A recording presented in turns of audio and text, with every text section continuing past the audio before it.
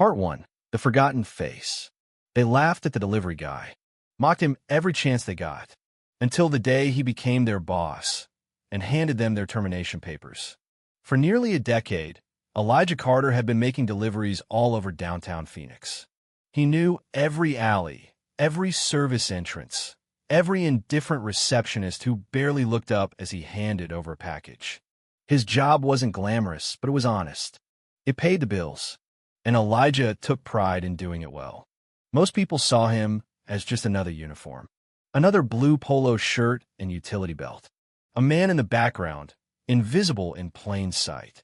Especially at Sterling Va Jensen, a high-end marketing firm with glass walls, cold marble floors, and a lobby that smelled like money. The first time Elijah stepped through those revolving doors, he expected a routine delivery, but the air changed the moment he walked in. The receptionist didn't bother to make eye contact as she scribbled her signature.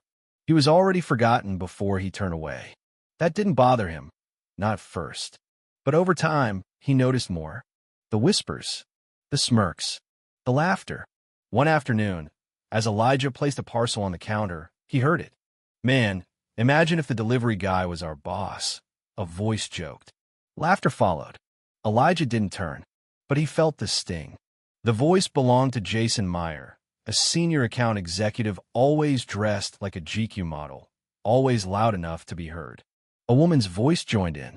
"Please, he's probably only good at lifting boxes, not leading meetings." More laughter.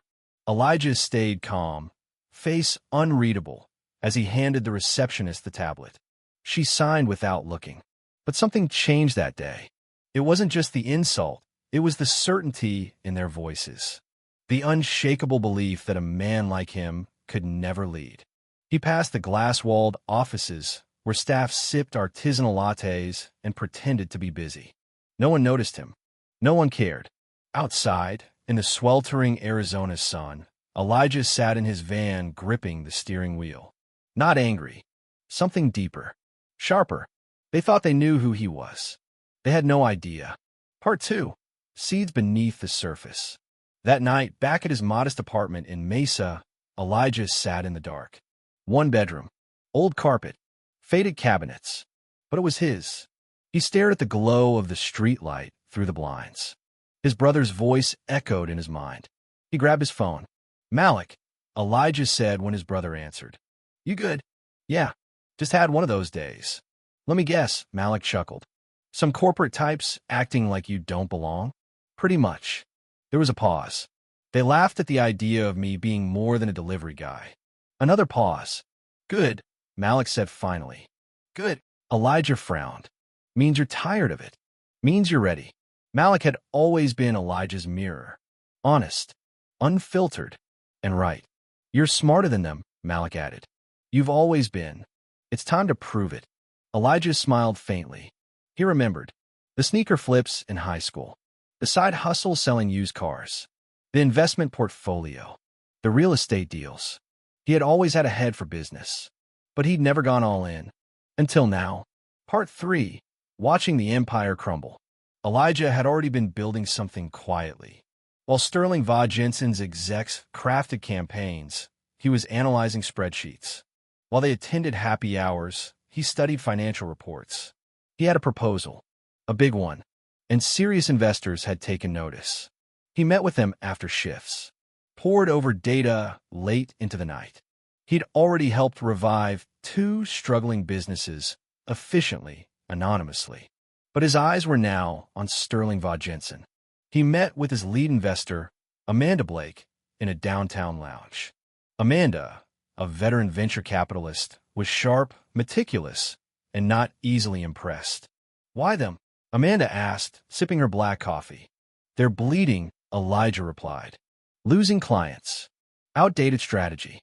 Drowning in overhead. They don't even know how bad it is." Amanda reviewed the folder Elijah had prepared. Her eyes moved across the charts, the numbers, the trends. "You want to buy them?" she asked. "No," Elijah said, calm and certain. "I want to rebuild them."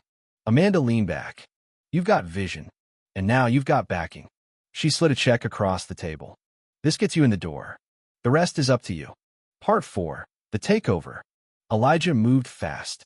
He wasn't just buying into the company. He was buying controlling interest. Sterling Vod Jensen had private stakeholders, people ready to sell. One by one, he made offers. Some scoffed at first, but the money talked. Within weeks, he held majority ownership. The CEO, Peter Hawthorne, didn't see it coming. Elijah scheduled a meeting with Peter's assistant, Nancy. She blinked when she saw Elijah's name. The delivery guy? That's right, Elijah replied. Tell him, I need 10 minutes.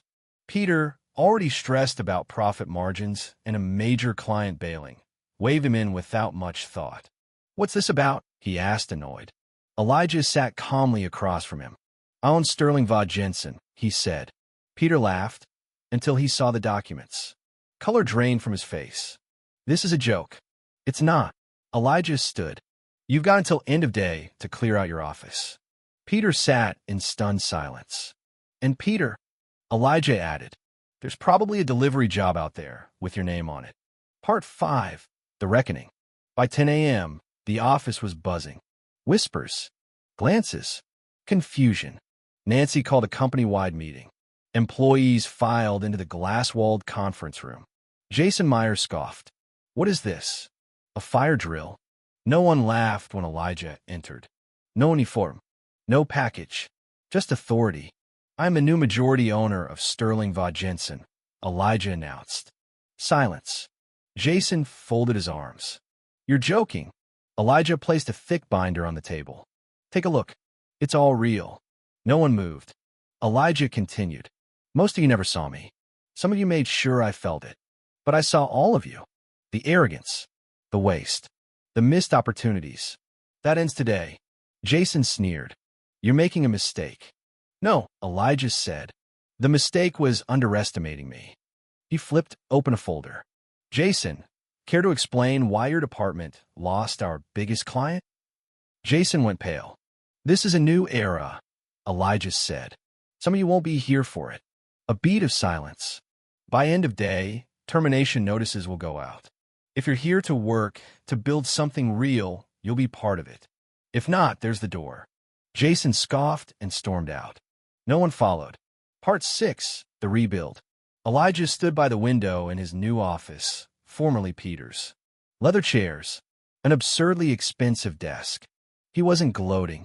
He wasn't celebrating. This had never been about revenge. It was about opportunity, about building something better. A soft knock. It was Nancy. You okay? Getting used to the view, Elijah said. She smiled. It looks different from this side. He turned to her. Why are you still here? Because I believe this place can be great again, she said simply. Elijah nodded. Then let's make it happen. Because the man they had laughed at, the man they had dismissed, was now the one writing their paychecks. And he was just getting started.